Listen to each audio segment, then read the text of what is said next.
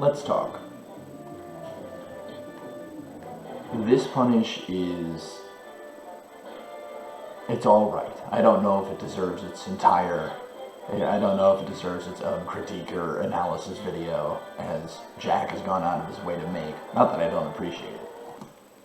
But really, this is 3 separate interactions, kind of boiled down into one stock. And you can't even call it a 0 to death because I take 3%, but it's this kind of a, where are we? Oh, okay. It's this kind of a... it's a very simple, so what... let's just take it from the top. Okay, look, I respawn, I'm invincible, I come down with an up air, because I love up air. Up air at 0, it's such a good launcher, it's difficult to start out, but you're almost always positive on hit, so I always go for it. Especially when I'm invincible, I think it's great. This falling up air is going to give me, it covers you trying to escape the platform, it covers a bad block, it covers a preemptive aerial, and I know I can cancel it and be in a relatively safe position with you in the corner. So it's good in my humble opinion. I think it's a perfectly good way to burn my invincibility. So I go for it, and then I see you miss this air dodge, which I was not reading, I was not expecting. It looks like it's supposed to be a wave dash back, which I expect it was meant to be, but I get this up tilt. Now this percent, not at every percent, but it starts very low. I actually don't know the number off the top of my head, but this up tilt is going to put you in knockdown. Nobody hits this tech. Spaceys don't hit this tech. Floaties certainly never hit this tech. So I do basically assume you're going to miss it. Once the up tilt connects, I know what my next move is, and it's down smash. This DI gives me another up tilt. And boom, just like that, 60%. I think he started at 12, so really it's a 45% punish. But it's a nice little 3-piece Kentucky Fried Chicken combo, and it gets you up in the air. And this is such a weak position for Bowser, like way up here. So I think I'm doing great. I actually jump. I actually try and scare you to jump, thinking you're a little higher, and I try and kill you early with this up air. But you DI it really well. You give me the jump. You give me the jump I was looking for, which you shouldn't have, but that's another thing everybody does. This get up attack was preemptive. This F tilt was poorly timed. You actually escape high. You don't get the fortress canceling. You end up a little like stuck in lag on platform. I recognize this. I wave land back. I actually think I wanted to back air you here, but I'm too slow, so I go for the nair. I go for the nair. Now you're knocked down. You hit the tech, but now you're all the way on the other side of the stage. You're in the corner. I just hit you a bunch of times. You're at 100%. And this is where conditioning kicks in. I actually know I've got you scared here. So this sticky walk I do is not a real thing. Like, this is what Skeleton would call a fake tech. I just do this to scare you and try and, like, bait anything. I say, give me anything, and I'm going to up air you here.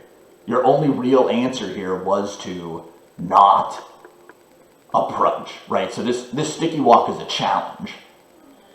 And you take the bait, and I end the game.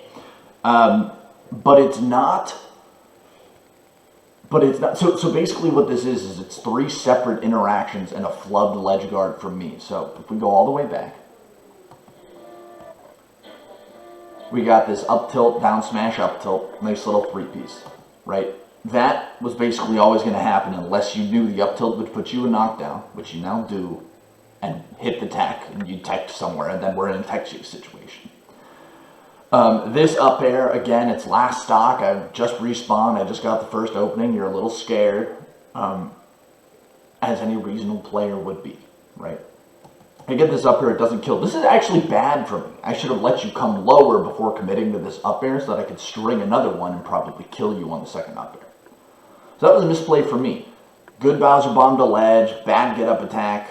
They almost all are. Especially as we discussed yesterday, you can crouch cancel it to 900% or some crap. I mean, it's really insane. So there's that. I dropped the ledge guard. Down air was, on my end, just not the move. Forward air puts you off stage. Reverse back air kills you. You know, I had all kinds of options. So that was a misplay on my part. Here, you had to block. Here at this exact spot, you had to block instead of running off.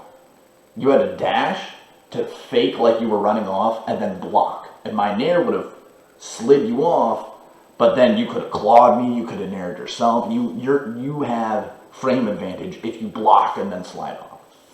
So that's just a suggestion as an alternative to your runoff habit. There are worse habits to have. I get this nair, and then of course this happens, which is that's just grappler mentality. That's just, I'm going to scare you into jumping, and then I'm going to punish you for jumping. And that's really it. The fact of the matter is that there were no reads in this entire sequence, actually. If I remember correctly, this game I go down 2 stocks right at the start because I missed some reads, so I stopped reading.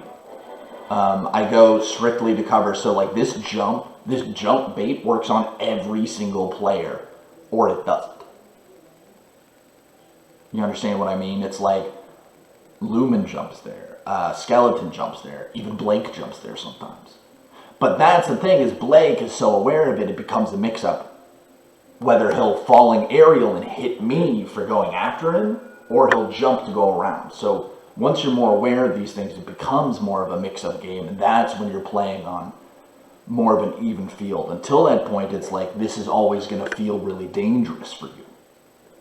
And it's like that everywhere, right? So this up air, you Bowser bomb to ledge. This is really good. From me, the double jump to bait.